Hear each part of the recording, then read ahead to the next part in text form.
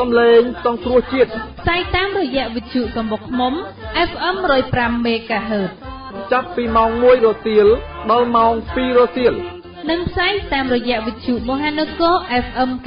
93.5 MHz ចំនួន2លើកលើកទី1ចាប់ពីម៉ោង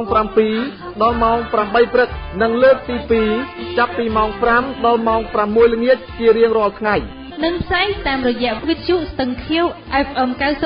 98.75 ខេត្តបាត់ដំបងផ្សាយជារៀងរាល់ថ្ងៃចាប់ពីម៉ោង 6 ដល់ម៉ោង 7 យប់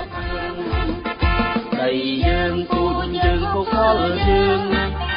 ខ្មែរក្រឡានចង់ទូជាតិខេមរា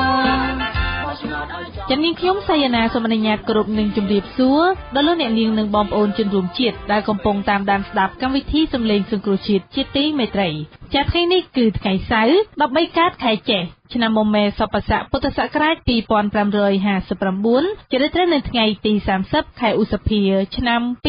2015ចាលោកអ្នកនាងជាទីមេត្រីមុននឹងលោកអ្នកនាងបានស្ដាប់នៅព័ត៌មានពិស្ដារពីកម្មវិធីសំឡេងសង្គ្រោះជាតិនាងខ្ញុំសូមជូននៅមេត្តាព័ត៌មានជាមុនសិនប្រធានក្រុមការងារគណៈបក្សសង្គ្រោះជាតិខេត្តបន្ទាយមានជ័យដឹកនាំក្រុមការងារចុះពិនិត្យភាពមិនប្រក្រតីក្នុងការរករករ៉ែនៅខេត្តបន្ទាយមានជ័យជនជាតិវៀតណាមចូលមកជីកស្រះចំនួន5នៅក្នុងតំបន់ហាមឃាត់ស្ថិតនៅក្នុងភូមិឡំស្រុកអូយ៉ាដាវខេត្តរតនគិរីយុវជនគណៈបក្សសង្គ្រោះជាតិរាជធានីភ្នំពេញចុះសួរសុខទុក្ខអតីតនាយករដ្ឋមន្ត្រីខ្មែរក្រុមកម្មការនីរោងចក្រMVចូលបម្រើការងារបានរយៈពេល2ថ្ងៃហើយគិតត្រឹមថ្ងៃទី29ខែឧសភានេះសេរីភាពនៃការសម្ដែងមតិនិងការបង្កើតសមាគមនៅកម្ពុជាត្រូវបានអង្គការសហប្រជាជាតិស្នើឲ្យកែតម្រង់ជារួមជាមួយនឹងប្រសាសន៍សំណេះសំណាលរបស់លោកប្រធានស្ដីទីកឹមសុខានៅក្នុងឱកាសជួបជាមួយតំណាងគ្រូបង្រៀននៅទូទាំងខេត្តកំពតនៅទីស្នាក់ការគណៈបក្សសង្គ្រោះជាតិខេត្តកំពតជាបន្តសូមអញ្ជើញលោកអ្នកនាងតាមដានស្ដាប់នៅការផ្សាយរបស់យើងខ្ញុំដែលមានជាបន្តបន្ទាប់ដូចតទៅ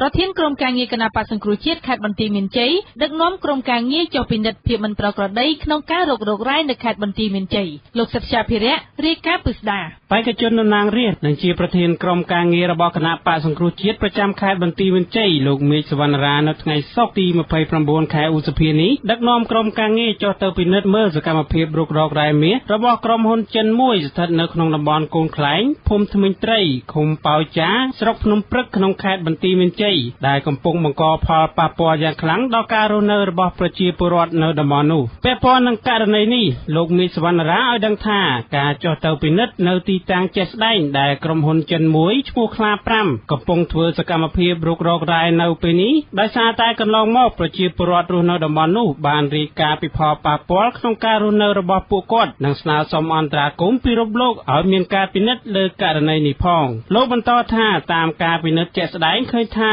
ក្រុមហ៊ុនចិនខាងលើនេះពិតជាបានបង្ហូរទឹកកខ្វក់ចូលទៅកាន់តំបន់រស់នៅរបស់ប្រជាពលរដ្ឋនិងកំពុងបង្កការលំបាកយ៉ាងខ្លាំងដល់ពួកគាត់ពិតប្រាកដមែនបងទៅកាន់នៅកន្លែងនោះគឺតំបន់កូនខ្លែងតំបន់កូនខ្លែងហ្នឹងជាអតីតតំបន់ខ្មែរក្រហមឈើជើងកាលពីសម័យសង្គ្រាមទសវត្សរ៍ឆ្នាំ90ហ្នឹងហើយមកដល់ឥឡូវព្រៃឈើដែលខ្លាប់តែស្ដុកហ្នឹងវាទៅដល់ខ្លាយទៅជាវាលរហោស្ថានដីអ្នកស្រែដីដែលមានច្បាប់ដោយអាណាធិបតេយ្យអ្នកមានអំណាចមានលុយចាប់ចឹងទៅហើយវាប៉ះពាល់ត្រង់ដែលយើងទៅចេញទឹកហូរនឹងមកអាទឹកហូរហ្នឹងវាជ្រាបមកអ្នកភូមិប៉ាត់ជុំវិញតំបន់ដែលចិនរុករោហ្នឹងមានទំហំទង់ជា500ម៉ែត្រ4ជ្រុងឬក៏ទៅទិញ500បណ្ដោយអាចជិត700-800ម៉ែត្រ4ជ្រុងវាជាប់នឹងត្រីប្រាក់បំរុងរបស់រដ្ឋទៀតអញ្ចឹងទឹករ៉ែដែលវាបូតចេញពីត្រីទៅមកហ្នឹងវាជ្រាបមកដីស្រែដីព្រៃហើយនឹងផ្ទះរបស់អ្នកភូមិវាប៉ះពាល់ផ្នែកសុខភាព